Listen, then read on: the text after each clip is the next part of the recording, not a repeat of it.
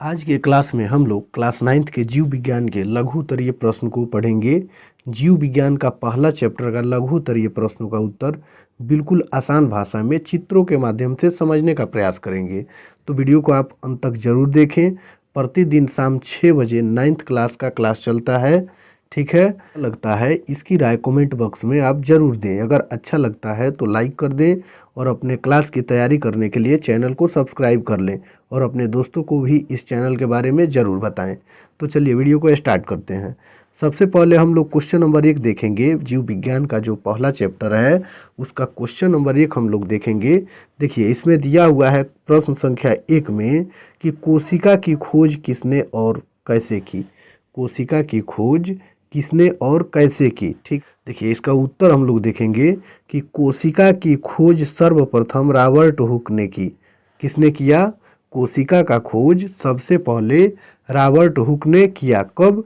1665 ईस्वी में। यानी क्वेश्चन पूछे कि कोशिका की खोज किस सन में की गई, तो आपको क्या लगाना है? 1665 ईस्वी, ठीक है। और पूछा जाए कि कोशिका की खोज किसने किया, तो रॉबर्ट हुक ने किया। किसने किया? रॉबर्ट हुक ने, ठीक है। अब चलिए फिर यहाँ देखते हैं। ये तो लघुत्तरीय क्वेश्चन है तो आपको ऐसे ही लिखने पड़ेंगे कि कोशिका की खोज सर्वप्रथम रॉबर्ट हुक ने 1665 में की, ठीक है। रॉबर्ट हुक ने कॉर्क, देखिए रॉबर्ट हुक ने कॉर्क की तली काट के मधुमक्खी के छाते जैसे कुष्ठ देखे और इन्हें कोशिका कहा। यानी जो मधुमक्खी का छाता जो होता है जिसमें मधुमक्खियाँ रहती हैं और उन सारे मधुमक्खियों को हटा दिया जाए तो उसका जो छाता दिखता है जिसमें वे रहती हैं, वो उसी प्रकार का हमारे शरीर में सेल होता है, कोशिका होता है, ठीक है। कोशिका को अंग्रेजी में सेल कहा जाता है। या फिर आप थर्मोकोल देखे होंगे। थर्मोकोल को काट लीजिए और उस पर जो चित्र बने होते हैं जैसे इस चित्र में दिखाया गया है, तो इन थर्मोकोल की जो आकृति इसमें दिख रही है सेम ऐसा ही कोशिका होता है। क्या होता है? कोशिका, ठीक है।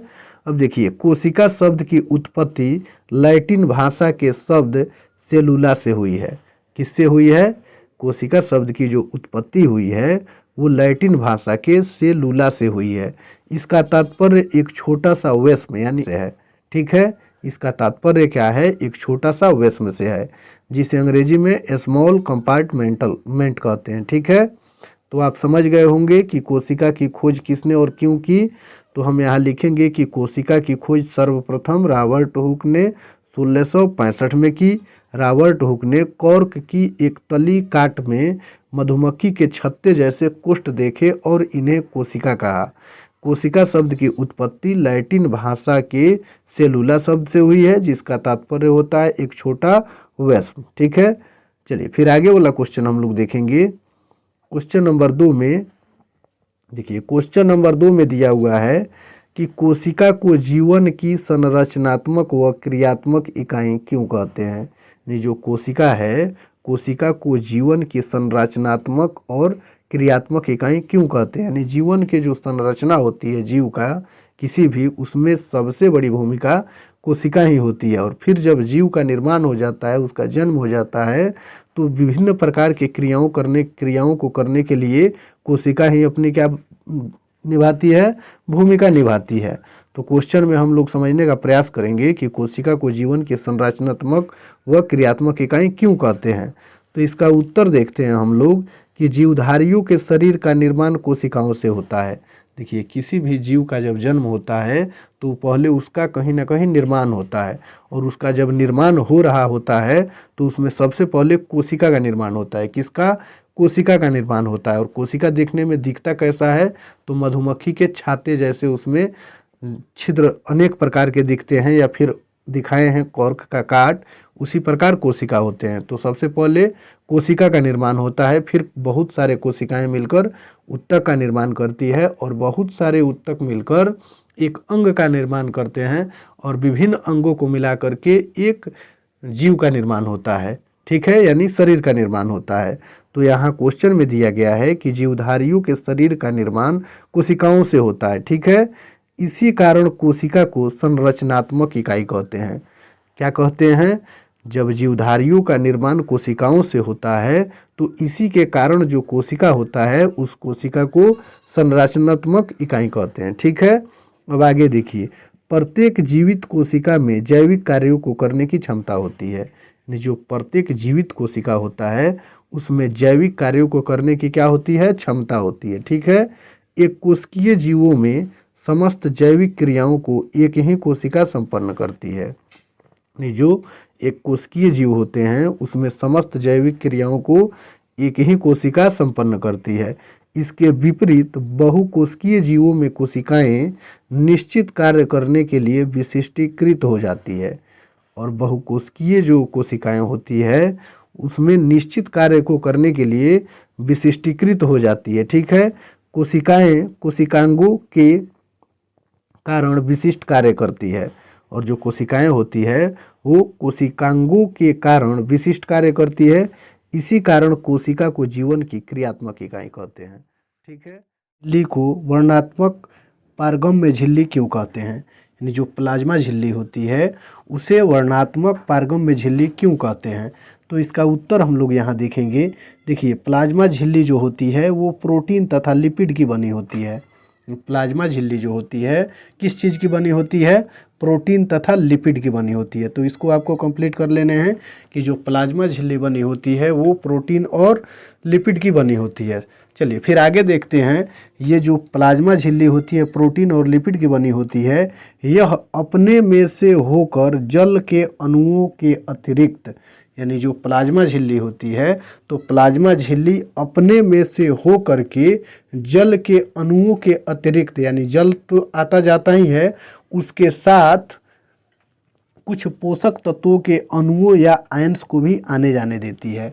यानी हम लोगों को यहाँ इस बात पर ध्यान देना है कि जो प्लाज्मा झिल्ली होती है वो प्रोटीन्स तथा लिपिड की बनी होती है, और यही जो झिल्ली होती है अपने से जल के अणुओं के साथ साथ अतिरिक्त पोषक तत्वों के जो अणु होते हैं या आयंस होते हैं उन्हें उस झिल्ली से आर पार आने जाने देती है। यहाँ तक क्लियर?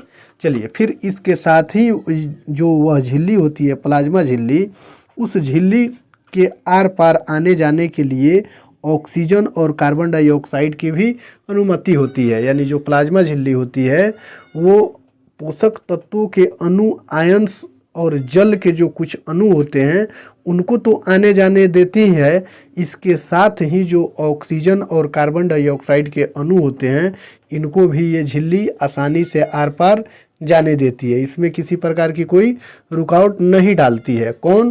प्लाज्मा झिल्ली। ठीक है, अब यहाँ फिर देखते हैं, प्लाज्मा झिल्ली से विभिन्न पदार्थों के आयंस या अणुओं का आना जाना विसरण द्वारा होता है। आखिर जब ये अणु झिल्ली के इस पार या फिर उस पार आते जाते हैं तो ये किस क्रिया के द्वारा संपन्न होता है? तो ये विसरण क्रिया के द्वारा संपन्न होता है। ठीक है, अब यहाँ देखेंगे कि सामान्य विसरण में उच्च सांद्रता वाले स्थान से निम्न सांद्रता वाले स्थान की ओर आयंस या अणु, और जो सक्रिय विसरण होता है उसमें निम्न सांद्रता से उच्च सांद्रता की ओर अणु गति करते हैं, और इस क्रिया में ऊर्जा जो खर्च होती है, व्यय होती है, वो ऊर्जा एटीपी से प्राप्त होती है। कहाँ से? एटीपी से प्राप्त होती है। तो प्लाज्मा झिल्ली घोलक के यानी जल के अणु के अतिरिक्त कुछ ही पदार्थों के अणुओं को आने जाने की अनुमति देती है।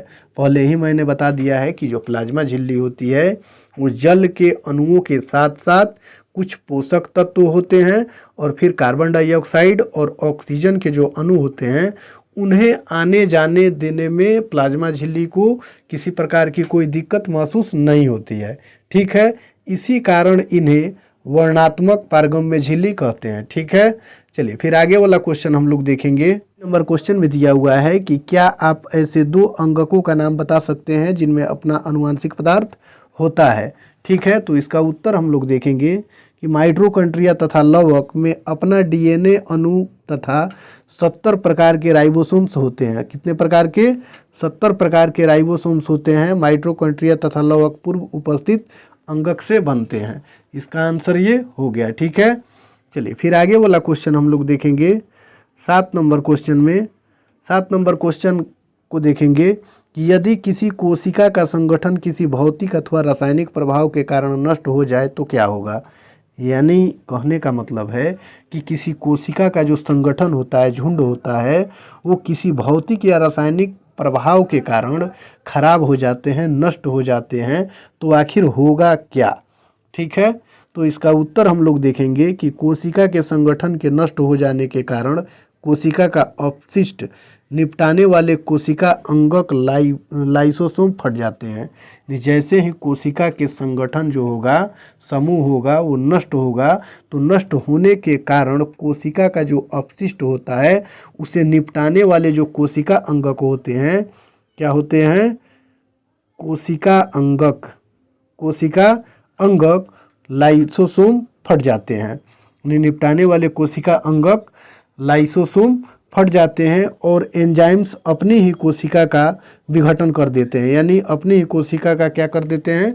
विघटन मतलब अलग कर देते हैं, और उसके फलस्वरूप कोशिका नष्ट हो जाती है। ठीक है, चलिए फिर आगे वाला क्वेश्चन हम लोग देखेंगे।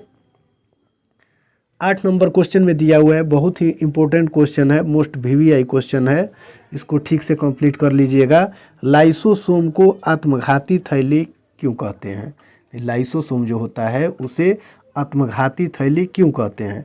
तो इसका उत्तर हम लोग देखेंगे कि कोशिका के क्षतिग्रस्त या मृत हो जाने पर लाइसोसोम फट जाते हैं। जब कोशिका किसी कारणवश क्षतिग्रस्त हो जाती है या फिर कोशिका मर जाती है, तो क्षतिग्रस्त या मृत होने पर जो लाइसोसोम होता है वो क्या होता है? फट जाते हैं।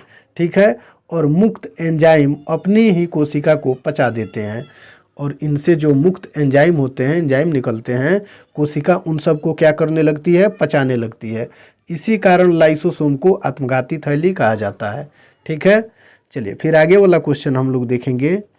9 नंबर क्वेश्चन में, कोशिका के अंदर प्रोटीन का संश्लेषण कहाँ होता है? यहाँ कट गया है, कहाँ होता है क्वेश्चन होगा। ठीक है, यानी कोशिका के अंदर प्रोटीन का संश्लेषण कहाँ होता है? ठीक है, तो इसका उत्तर हम लोग देखेंगे। देखिए, कोशिका के अंदर जो प्रोटीन का संश्लेषण होता है वो कोशिका द्रव्य में होता है। कहाँ होता है? कोशिका द्रव्य में। अंतःप्रद्रवी जालिका, केंद्रक कला तथा केंद्र द्रव्य में राइबोसोम्स पाए जाते हैं।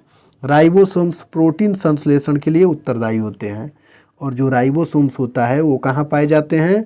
केंद्रक द्रव्य में। कहाँ?